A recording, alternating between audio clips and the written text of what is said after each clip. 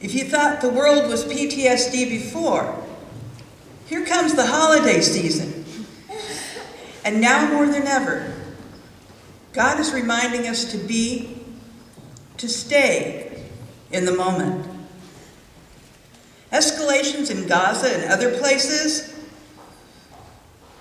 Mayan calendar countdown, yeah, it doesn't matter, because it's all about now and what we can do and be to each other in the moment.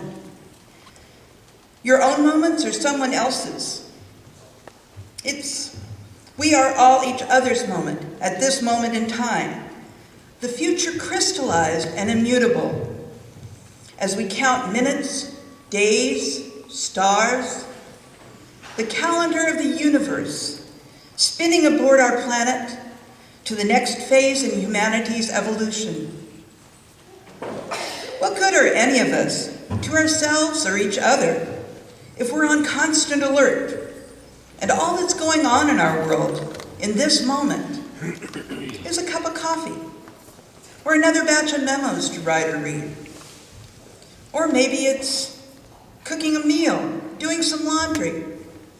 Okay, so maybe you're driving somewhere and that certainly can feel PTSD.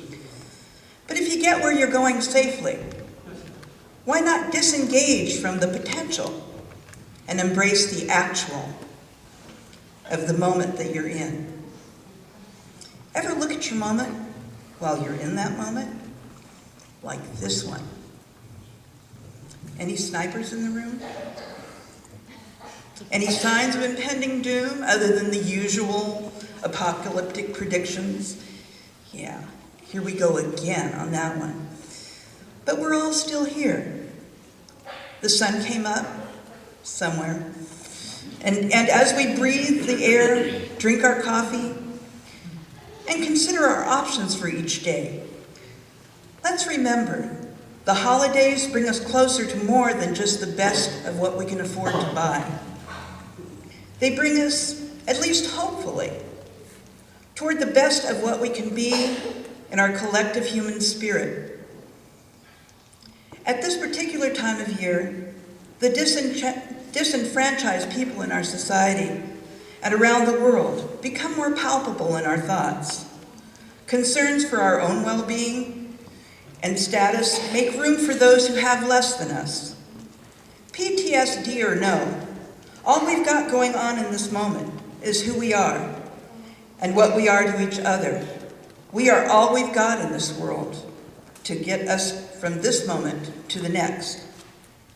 Those of us driving or walking past those living out of shopping carts and backpacks can feel more elevated by our circumstance. But the truth is, these cast-off members of society, now more than ever, teach us to live in the now, like none of us have ever considered before. They and we are each other's best moment, now and in the future, whatever that is for all of us, regardless of whatever our temporal level of comfort is. Whether heaven overtakes the world and redeems us here or elsewhere, there is not a moment to waste in being each other's grace, forgiveness, and peace. In keeping with the holiday spirit and all peaceful intentions, let us let go of worrying about the future or plugging into the anxiety-laden content of the web, afraid we'll be led astray or victimized if we don't stay current and sufficiently under the influence of what we forcefully feed our brains. With God's grace and our universal will to rise above fear and selfish choices, we can choose to breathe and hold each other in the light of human kindness and acceptance, giving up judging and punishing those who have different beliefs than ours. After all, God made all of us here. Let's forget about changing His plan and be more concerned with how we all fit into it. However each of us celebrates this holiday, May our PTSD be light. May our holidays